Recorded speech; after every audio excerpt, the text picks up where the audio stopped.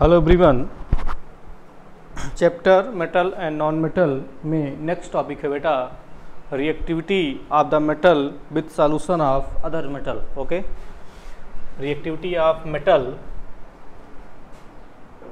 With solution of other metal. Okay, reactivity of metal with solution of other metal।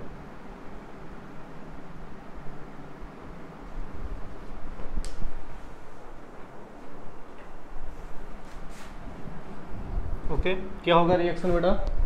Metal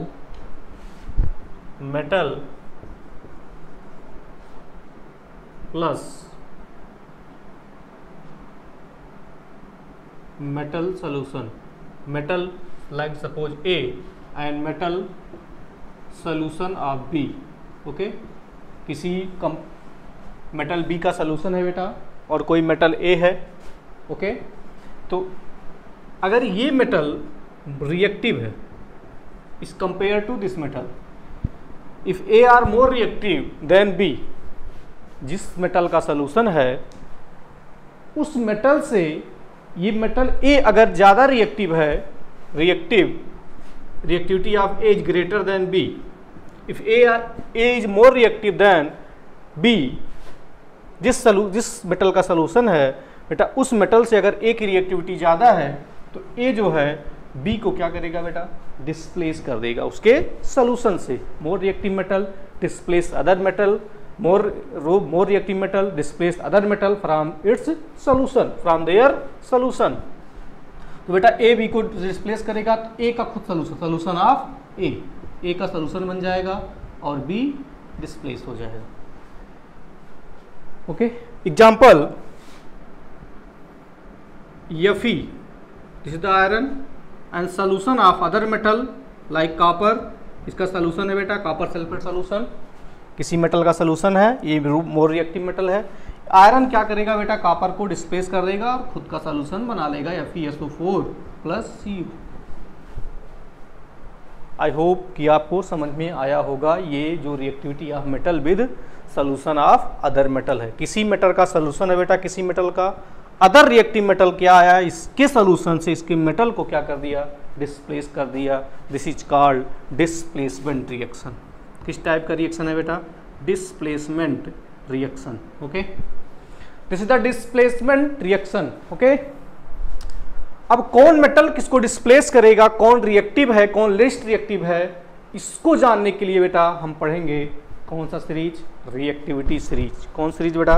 reactivity series. Okay, now we will start the next topic, reactivity series.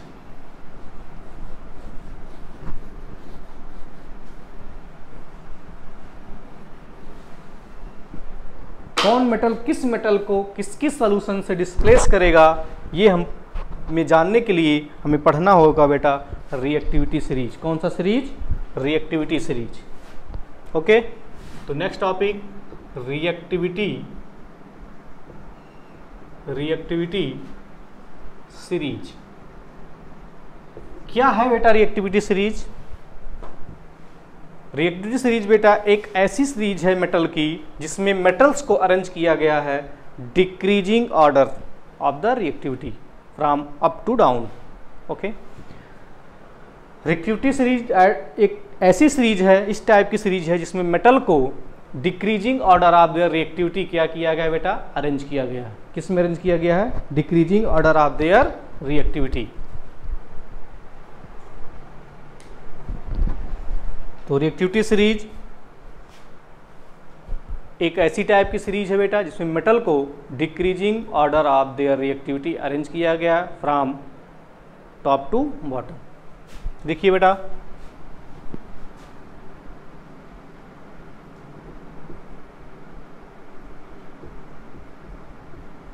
This is the reactivity series.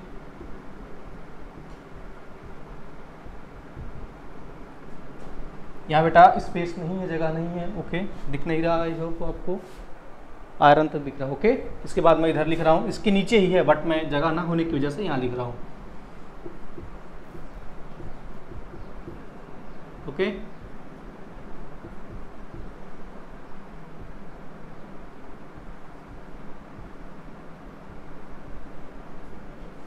दिख रहा है?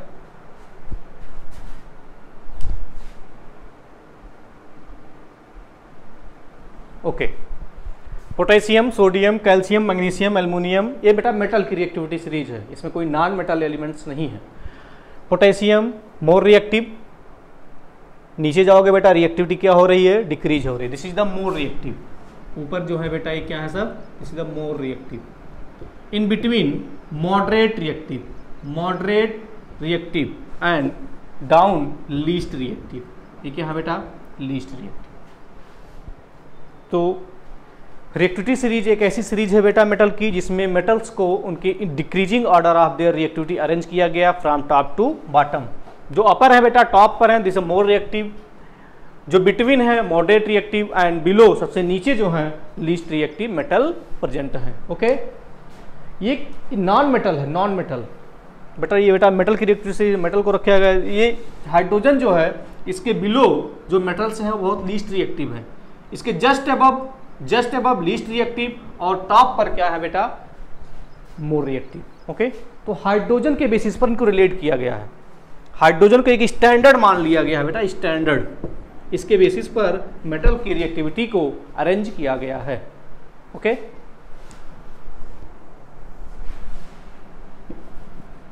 तो sodium, potassium, sodium, calcium, magnesium, aluminium, ये बेटा सब क्या है? More reactive. उसके बाद है मॉडरेट रिएक्टिव और जो टॉप जो डाउन है वो क्या है?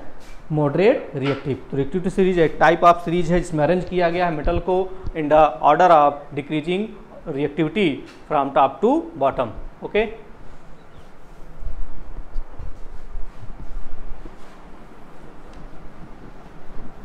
अब देखिए बेटा इस रिएक्टिविटी सीरीज में आप याद कर लीजिए, इसको याद करने कैसे भी याद कर लीजिए, ज़्यादा रटना नहीं है इसको, ठीक है? आपको रटना नहीं, बस इतना याद करना है कौन किसके ऊपर है कौन नीचे। जैसे आपको ऐसे रिकॉल करना है कि मैग्नीशियम, तो मैग्नीशियम क्या है बेटा? एल्युमिनियम के ऊपर है। मुगल, इसे एक ट्रिक होता है, लिखबिकाने मुगल मंजन कर फिर कोल्ड ड्रिंक को निसंकोच पी। एक तो एक जनरल ट्रिक है याद करने का। ओके, बट आप याद तो कैसे भी कर सकते हो, बस याद होना चाहिए आपको, थोड़ा बहुत रटना नहीं है, कोई टेबल नहीं है। एक तरह का ऐसा रिलेटिव याद होना चाहिए कि कौन किसके ऊपर है कौन नीचे है। जैसे मैग्नीशियम एल्युमिनियम में मैग्नीशियम ऊपर है एल्युमिनियम नीचे है। तो बेटा अगर आपको या देखा जाए बेटा कॉपर तो बहुत नीचे है, हाइड्रोजन से भी नीचे। इसका मतलब हाइड्रोजन से जो ऊपर है, हाइड्रोजन से ऊपर above hydrogen in the reactivity series, वो अगर बेटा कोई डाइल्यूट एसिड ले रहे हो, डाइल्यूट एसिड, तो उसमें हाइड्रोजन गैस रिलीज होगा। उस डाइल्यूट एसिड से हाइड्रोजन गैस रिलीज होगा बिकॉज रिएक्टिविटी सीरीज में वो हाइड्रोजन से अबव है, इसका मतलब हाइड्रोजन से ज़्यादा रिएक्टिव है, हाइड्रोजन गैस को डिस्प्लेस करेंगे। बट अगर ऐसा मेटल है जो हाइड्रोजन से नीचे है इन द रिएक्टिविटी सीरीज, तो डाइल्यूट एसिड से हाइड्रोजन गैस रिलीज नहीं करते। इन द प्रीवियस वीडियो में आपको हमने बताया था कि जो डाइल्यूट एसिड होते हैं वो more reactive which place above the hydrogen in the reactive series displace hydrogen from dilute acid. Dilute acid से हाइड्रोजन गैस को डिस्प्लेस करेंगे वही मेटल जो हाइड्रोजन से ऊपर होंगे इन द रिएक्टिविटी सीरीज। क्योंकि हाइड्रोजन से जब ऊपर हैं तो इनकी रिएक्टिविटी हाइड्रोजन से ज़्यादा है, वो हाइड्रोजन गैस को डिस्प्लेस करेंगे in the form of hydrogen gas. But जो least reactive metal like copper AgHgAu वो डाइल्यूट एसिड से रिएक्ट ही नहीं करेंगे क्योंकि वो हाइड्रोजन को डिस्प्लेस नहीं कर पाएंगे। ओके, ऐसे बेटा और समझने के लिए हम एक दो एग्जांपल ले सकते हैं यहाँ पर। जैसे अगर आपको दे दिया जाए एल्युमिनियम ऑक्साइड Al2O3, ओके, इसको रिएक्ट किया जाए Fe से। दिस द एल्युमिनियम ऑक्साइड, ये किसी मेटल का कंपाउंड है। ओके, ये मेटल है। क्या बेटा ये रिएक्शन प्रोसीड होगा रिएक्शन? क्या आयरन एल्युमिनियम को डिस्प्लेस करेगा? ओके, तो रिएक्टिविटी सीरीज आप देख लीजिए बेटा, magnesium aluminium, okay, manganese zinc chromium Fe। बताइए Fe और Al में आप रिलेटिव देखिए कौन रिएक्टिविटी सीरीज में अबव है कौन डाउन है? कौन है बेटा? Aluminium. Means aluminium is more reactive then iron. बेटा आयरन लीस्ट है, लीस्ट रिएक्टिव है, ये है मोर रिएक्टिव। एल्यूमिनियम क्या है? More reactive. इसका मतलब ये रिएक्शन नहीं होगा, एट द नॉर्मल कंडीशन ये रिएक्शन प्रोसीड नहीं होगा, because aluminium is more reactive then iron, ये रिएक्शन प्रोसीड नहीं होगा। बट ये रिएक्शन देखिए बेटा, या Fe2O3 प्लस Al, अब देखिए रिएक्शन होगा कि नहीं। Iron is least reactive compare to aluminium, aluminium अब इसको डिस्प्लेस करेगा और क्या बनाएगा बेटा? Al2O3। ओके, समझ में आया बेटा? Aluminium is more reactive then iron, aluminium क्या किया बेटा? आयरन को डिस्प्लेस किया कि नहीं? तो अब ये जो रिलेटिव रिएक्टिविटी है इनकी, कौन किसका ज़्यादा है कौन किससे कम है बेटा? अगर मोर रिएक्टिव होगा तो कोई भी कंपाउंड से उसके मेटल को डिस्प्लेस कर देगा, लीस्ट रिएक्टिव होगा तो नहीं कर पाएगा, रिएक्शन नहीं होगा। ओके,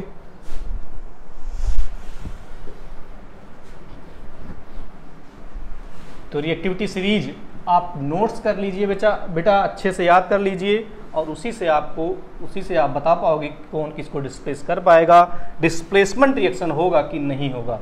ओके, तो आपको याद रहना चाहिए। तो याद करने के लिए हमने तरीका बताया है कि याद कर लीजिए, लिग्विकाने मुगल मंजर कर, फिर कोल्ड्रिंक को निसंकोच पी, उसके बाद hydrogen, copper AgHgAu, copper HgAgAu। Okay, सबसे मोर रिएक्टिव कौन है बेटा? जो अबव हैं। डाउन जाओगे तो रिएक्टिविटी डिक्रीज होगा। सबसे लीस्ट रिएक्टिव AU है, सबसे नीचे है रिएक्टिव सीरीज में गोल्ड है। कौन है बेटा? गोल्ड है।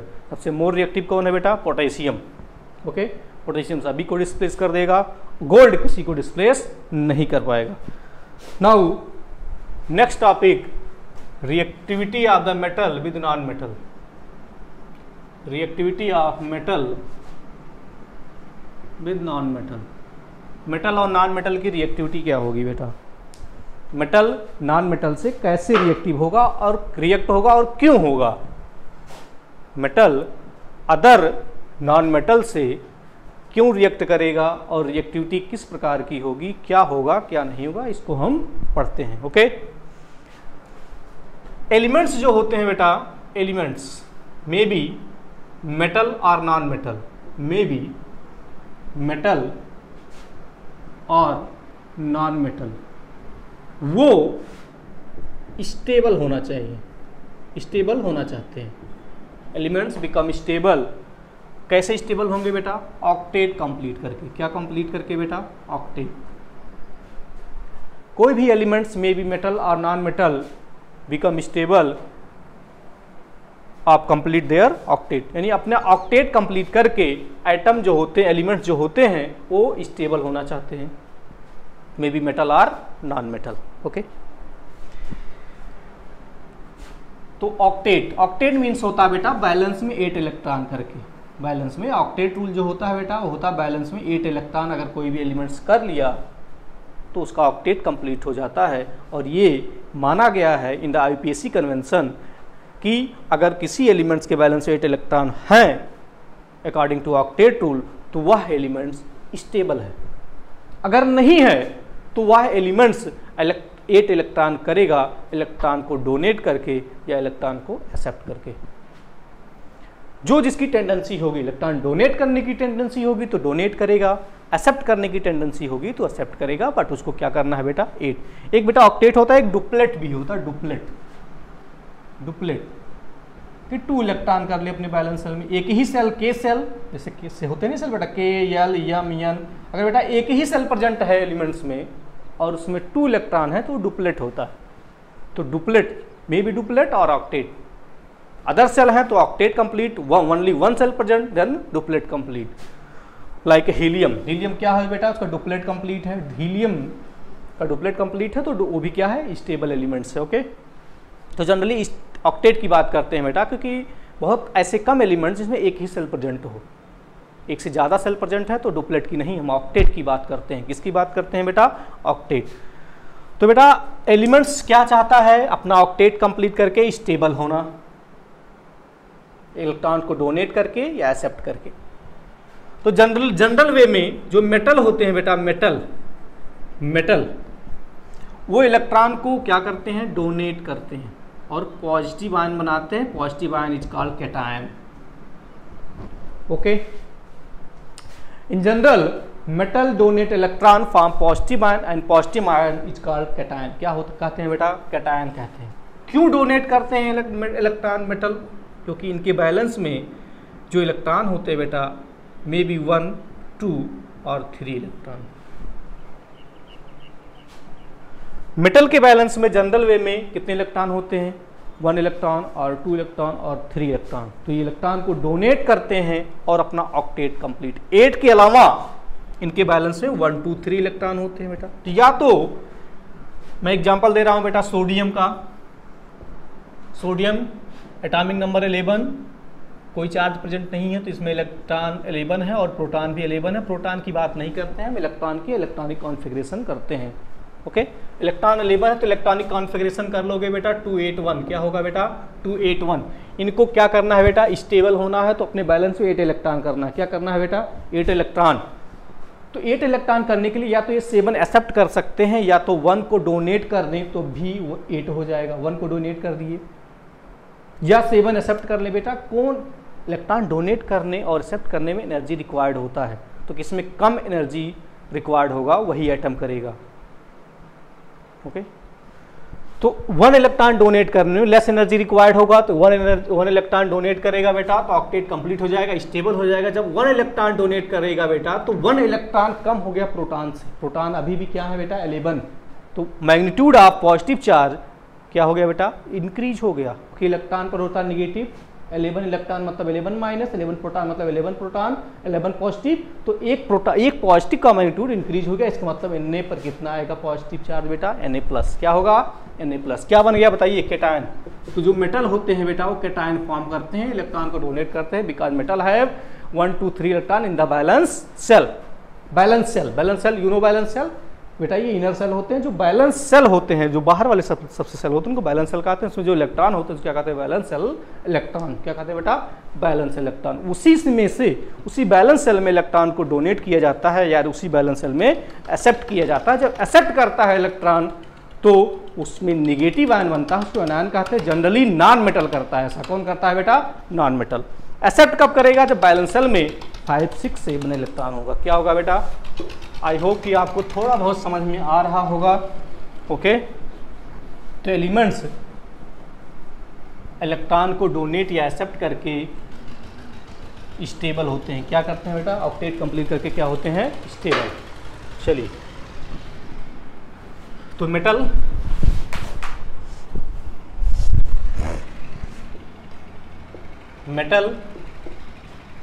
डोनेट करेंगे बेटा इलेक्ट्रॉन, क्या बनाएंगे? Positive ion. Positive ion is called cation. क्योंकि इनके बैलेंस में कितने इलेक्ट्रॉन होता है बेटा जनरल वे में? 1, 2, 3 इलेक्ट्रॉन। बैलेंस सेल यानी बैलेंस इलेक्ट्रॉन। बैलेंस इलेक्ट्रॉन कितने होते हैं बेटा? 1, 2, 3। नॉन मेटल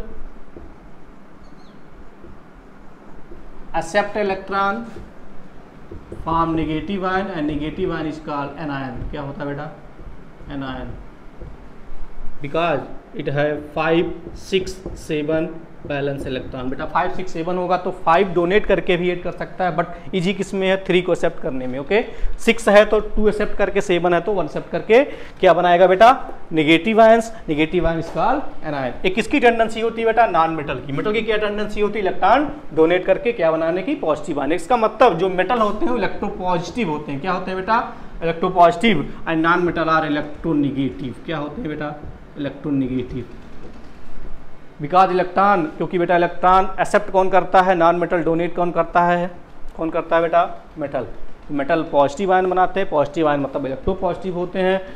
कैटायन बनाते हैं और नॉन मेटल क्या बनाते हैं बेटा? एनायन। समझ में आ रहा है कि नहीं?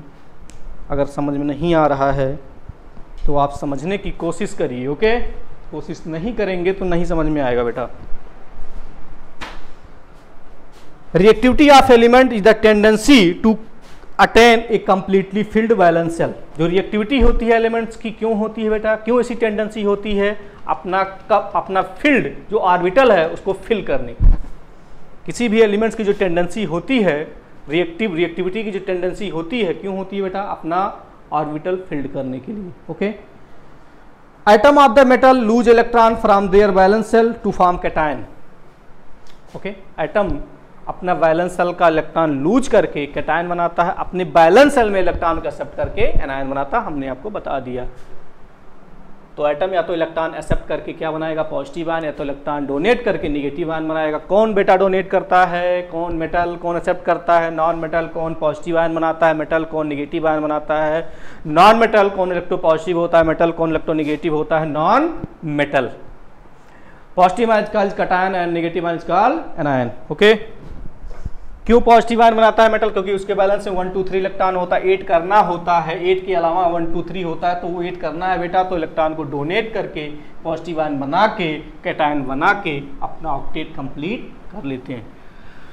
नॉन मेटल जनरल वे में बेटा 8 के अलावा 5 6 7 इलेक्ट्रॉन होते हैं, इलेक्ट्रॉन को डोनेट नहीं एक्सेप्ट करेंगे, बिकॉज एक्सेप्ट या डोनेट करने में एनर्जी रिक्वायर्ड होता है, तो कम एनर्जी में ही अपना क्या बना लेते हैं बेटा, स्टेबल हो जाते हैं और बनाते हैं एनायन। क्या बनाते हैं बेटा, एनायन।